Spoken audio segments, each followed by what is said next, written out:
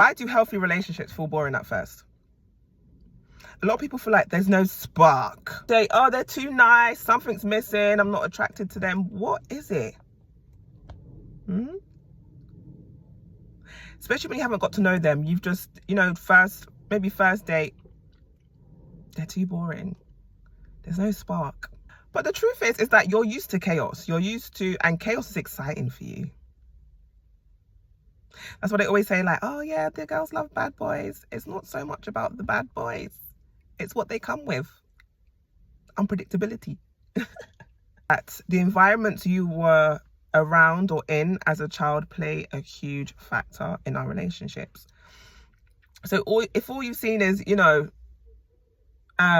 chaos in the home, arguments, your dad cheating on your mum cheating back, arguments about having no money, divorce, and then separating and then getting back. That's all you know. So when you see, a married couple or relationship or people in a relationship and they don't have that, you're like, boring. And it's not that it's boring, it's like you're used to the chaos, you're used to the arguments, the highs, the lows. What I spoke about in the last video about the real reason why narcissists return. And I spoke about, the highs and the lows, them being emotionally distant and then coming back and being loving. Like, all of that's kind of like the same thing you get with gambling. With gambling, you lose. And then when you're saying to yourself, you know what? This is not me. But when you say to yourself, okay, I'm not going to gamble no more. Then you win. And that's one of the main reasons why I don't gamble. Not even for fun. Not even like small scale. Because that gambling addiction is... When you're about to give up, that's when you win. When you're about to leave that relationship, that's when they come with the flowers, the gifts, they book the trip, they go on dates, they are so charming, they are lovely. It's back to how it was at the start of the relationship. And then as soon as they get comfortable, back to the crap. So for you, a normal, healthy relationship where this person is not giving you headache, they're just going to work, they're literally doing everything like on autopilot. They're going to work, they're coming back, they're cooking, they're cleaning, they're watching their show, they go to bed. Same thing again.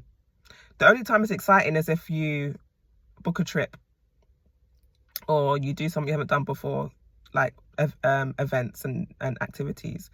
That's the only time you'll feel excitement in a healthy relationship. But a chaotic, toxic relationship doesn't need all of that. You don't need to go on activities. You don't need to go on trips. You don't need to go away. It's exciting because one day they come home and they are in their phone and they're not really interested in you. And the next day they come back and you're the love of their life. So you sit and you wait and you hope for that.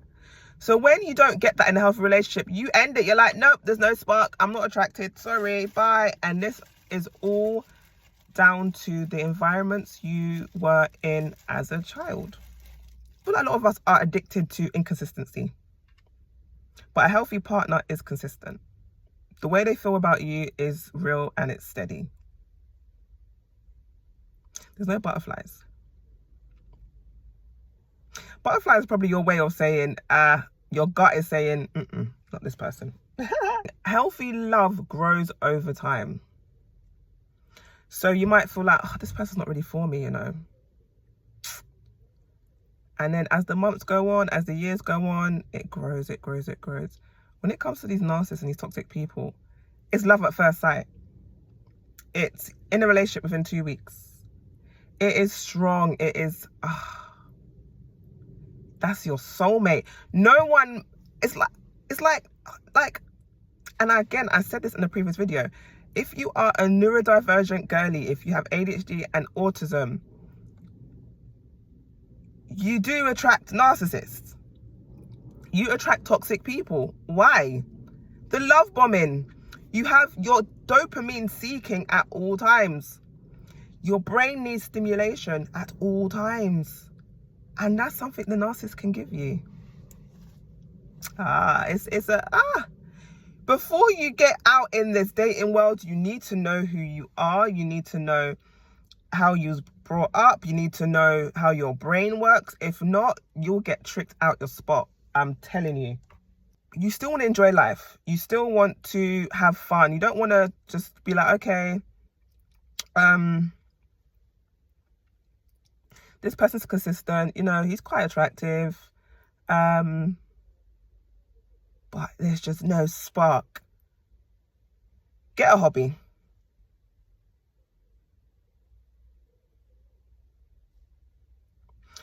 We need to start making our relationships the stimulation that we need.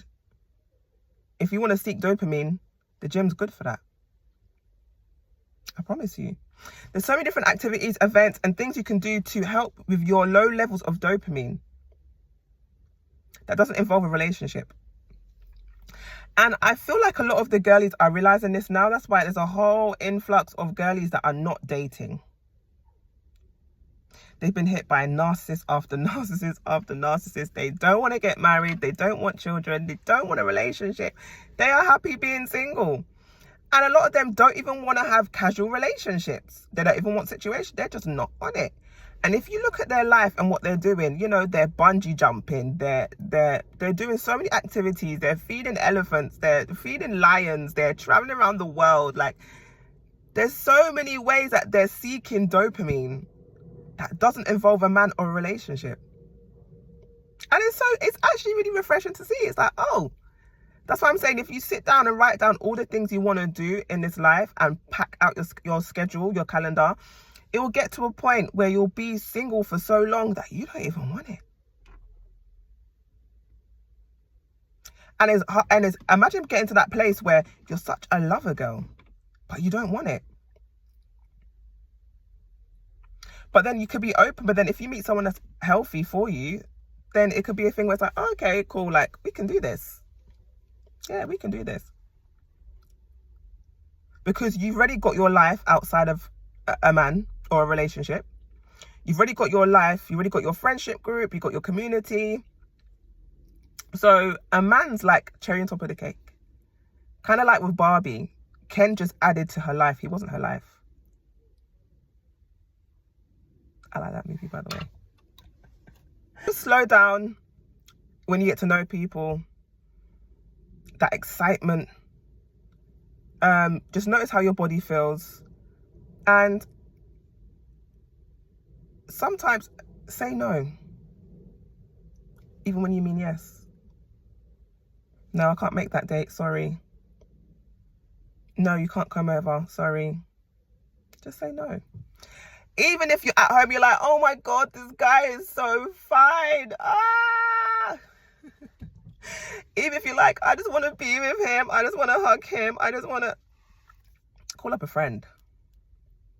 Go to the gym. Go do something. Because this is how we see how they react when they don't get access to you when they want it.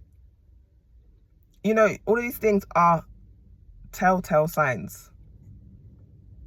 And a lot of the times people are like, oh, there's red flags, this, that, and the other. Sometimes not always red flags. Sometimes you just need to see someone's character.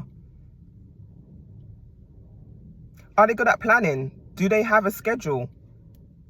I feel like we focus so much on people where they are in life that we need to look at the character instead, because anyone can change. People blow up all the time. People get promotions all the time. People get that job that is like their big break all the time. But the character, do they constantly lie about little things? Constantly lying to their boss, constantly lying to their co-workers, constantly lying to their family. What do you think they're going to do to you? Tell you the truth? Oh, come on. They're going to tell you the truth. They're liars. It's their character. But watch their life. Watch their life. Can't keep a job.